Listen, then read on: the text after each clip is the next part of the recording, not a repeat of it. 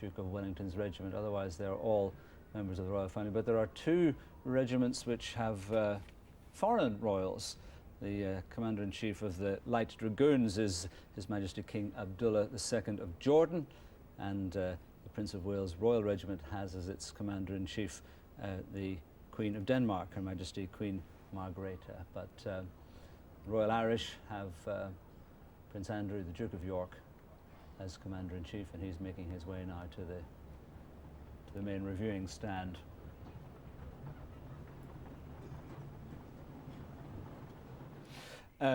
So, Chris, you were talking about the different imperatives now. Yeah, well, I think we now have more professional career soldiers who perhaps don't feel as committed to the campaign in Northern Ireland, because it essentially is run down. The army support for the police has been reduced very considerably. The Royal Irish Regiment is now off the streets, and many of these are young men. They've been trained, they know that there's a career available to them in the army. In the regular army, and they may well be attracted by that. The army are hopeful that many of them will be.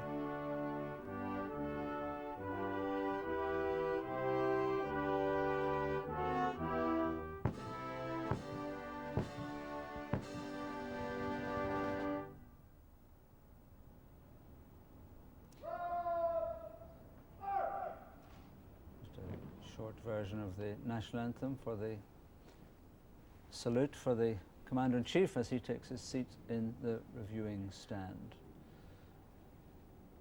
The Army's a dangerous living these days, Chris, in an increasingly dangerous world. But I think, as you've been saying, certainly for those soldiers in the local regiment, local service battalions with more years' service, they're well used to danger. Oh, absolutely. I mean, soldiers, in fact, thrive on it. Mm-hmm. You know, if you talk to the average soldiers, they like to be going on active service, and they don't mind the intensive training that's involved in the run-up to it, because they have learned from experience that that training pays off in dividends when they're actually in action, and those who have been through Afghanistan and Iraq say that. But of course it's a very risky occupation, and they're dealing with very sophisticated and well-armed enemies, and it's a very, it requires a very strong commitment.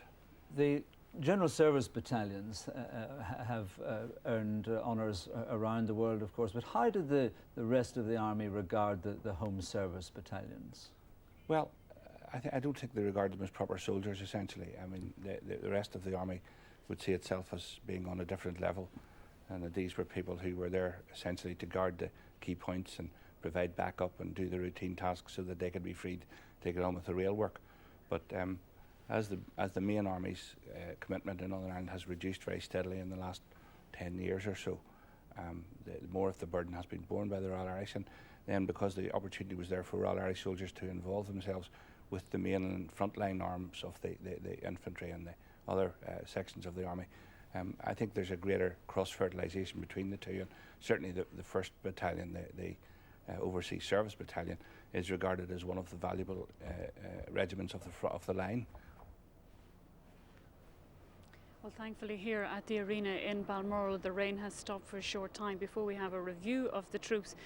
As you can see in the arena behind me here, the representatives of the 3 Home Service Battalions are standing, waiting. They have been waiting here this morning in rehearsals yesterday. They were also waiting in the pouring rain. Also representatives of the Regimental Association and the band.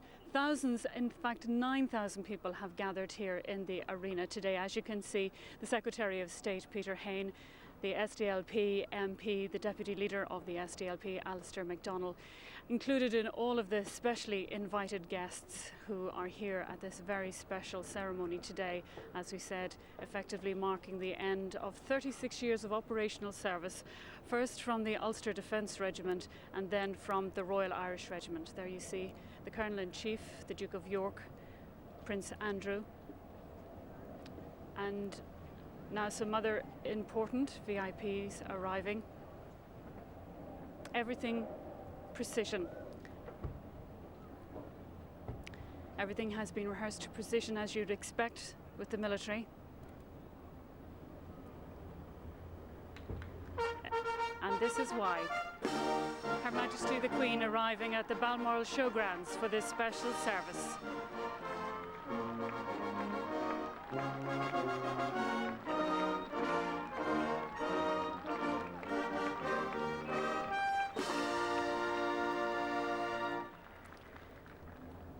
A special day for all serving and past members of the Royal Irish Regiment. There's the Lord Mayor of Belfast, Pat McCarthy, being introduced to Her Majesty the Queen. A special day and given even more significance because of her presence here today.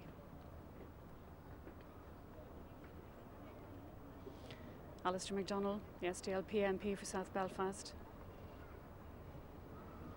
And thankfully the rain has kept off, just for the moment anyway, while Her Majesty goes down the line of the VIPs. Adam Ingram, Minister, and Lieutenant Colonel Truesdale, Philip Truesdale, of the Royal Irish Regiment.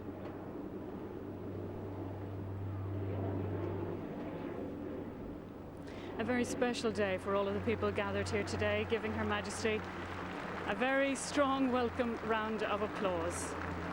It's a day of celebration, of course, for all the work carried out by the Royal Irish Regiment throughout the years, but also one tinged with sadness.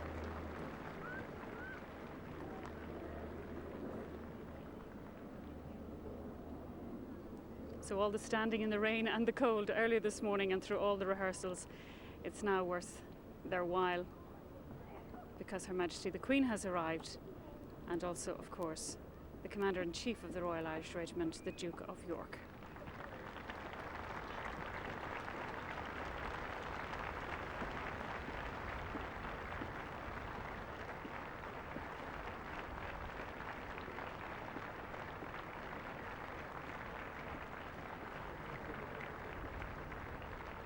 The Queen, who was last here at the showgrounds in Balmoral, from what I can remember, during her Golden Jubilee year. She will review the troops and, of course, take their salute, which will be the final one of the home battalions of the Royal Irish Regiment. Thankfully, some shelter for the Queen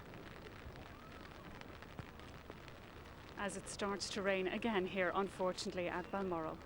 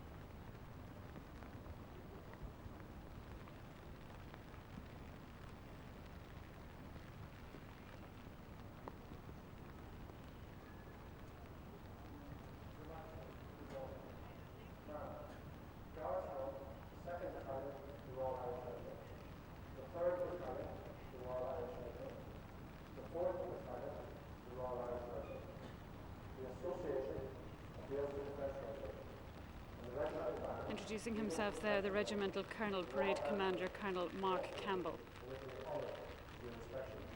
asking Her Majesty the Queen to inspect the troops before her. The 2nd Battalion, the Royal Irish Regiment, and for the remainder to stand at ease, man please.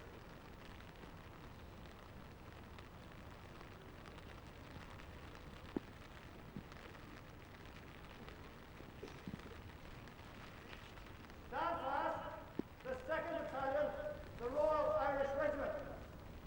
The remainder, stand at eight.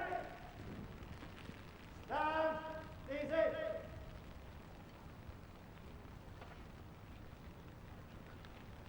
And as the Queen makes her way out and inspects the troops, unfortunately it's raining. Here comes the umbrella, thank goodness. as far as I know, she has that specially adapted umbrella, that special one that when it's put up, there you go, it's see-through, so people won't miss seeing her face as she walks along. It's not easy to walk on that grass, can I tell you. It's pretty muddy as well because the rain of yesterday and the rain today. But the Queen, she's so used to that.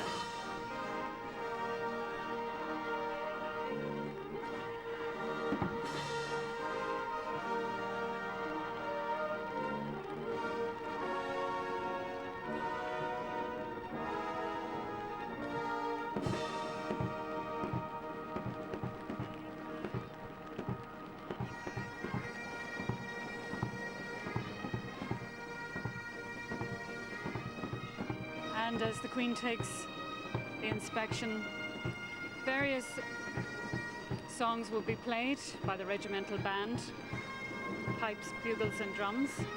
A ceremonial salute has been written by one of the band's former directors of music, and that's Captain Alex Knox, and it's dedicated to those who have died in the pursuit of peace, and that is called The Path to Peace. Other pieces of music that will be played will include The Lord of the Dance, Highland Cathedral, London Derriere. There's a pipe set, The Last of the Great Whales, and one called Erin Shore and Paddy's Leather Breeches. All played by the massed band of the Regimental Band of the Royal Irish, bugles, pipes and drums, a selection from each of the battalions. The director of music, Captain Paul Norley, he says that actually music is very much a part of the regimental culture in the Royal Irish as in other regiments. The bandmaster today is Ian Cullen. Now, the band of the Royal Irish Regiment will actually disband after the Royal Service Battalions are disbanded next summer. Instead, the Territorial Army Band in Northern Ireland will be retitled the Royal Irish Regiment Band Territorial Army. Her Majesty the Queen will stop randomly, be introduced to certain members of the battalions.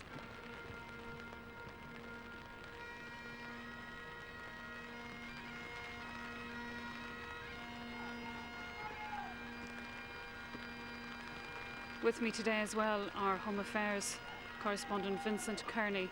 Vincent, it's a poignant day for so many people here, a celebration of the service of those soldiers, but also remembering those who lost their lives in doing that. Absolutely, as you said, Don, I mean, over 210 soldiers serving with both the Royal Irish and the UDR lost their lives, while in the army a further 64 died after they left the army, so a total number of 274 members of both of these regiments lost their lives. A lot of rehearsal has taken place ahead of this review today. Clearly not all of the thousands of members of the Royal Irish Regiment could take part. No, absolutely not. In fact, what we see behind us here are members of the full-time Royal Irish Regiment only, because it was thought that only they could spare sufficient time to rehearse. They've been rehearsing for about 2 months now, I understand, virtually on a daily basis. There's some of the part-time members, I think, would have quite liked to have taken part, but they simply said they just did not have enough time.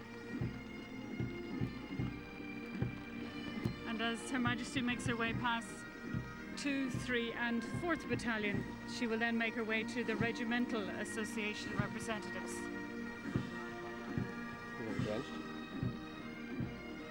Unfortunately now pouring, but that happens in these occasions, and the Queen used to so many military tattoos and events like that, and she keeps smiling. Today, Vincent, sees the disbandment next year of the Royal Irish Regiment's home battalions, but I suppose it's an indicator of the reduction all round in troop levels here. Absolutely. This is all part of the end of what's called Operation Banner, which what the Army called the support role they provided for the police during the Troubles. They give you an idea of the kind of scale. You know, just at the height of the Troubles, there were around 30,000 troops here, based in over 200 locations.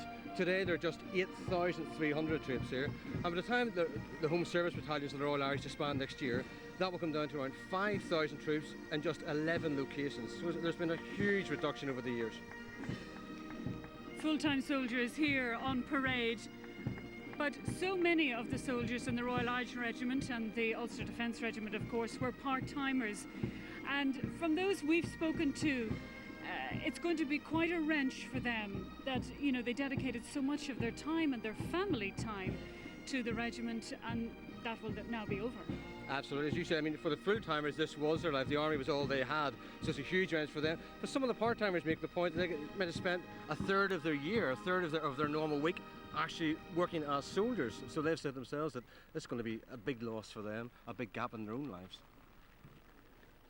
Yes, and Her Majesty the Queen now makes her way to the Regimental Association of the Ulster Defence Regiment, made up of former officers and soldiers who served in the Ulster Defence Regiment between 1970 and 1992. There are a total of 3 officers and 81 former members on parade this morning. They've travelled from all over Northern Ireland to take part in the parade. Over 43,000 men and women served in the Ulster Defence Regiment during its 22 years of service in Northern Ireland. The officer in charge is retired Captain David Evans. He joined the UDR in 1970. He was awarded the Queen's Gallantry Medal. On parade as well are Major Jack Dunlop, Captain Charles Richardson.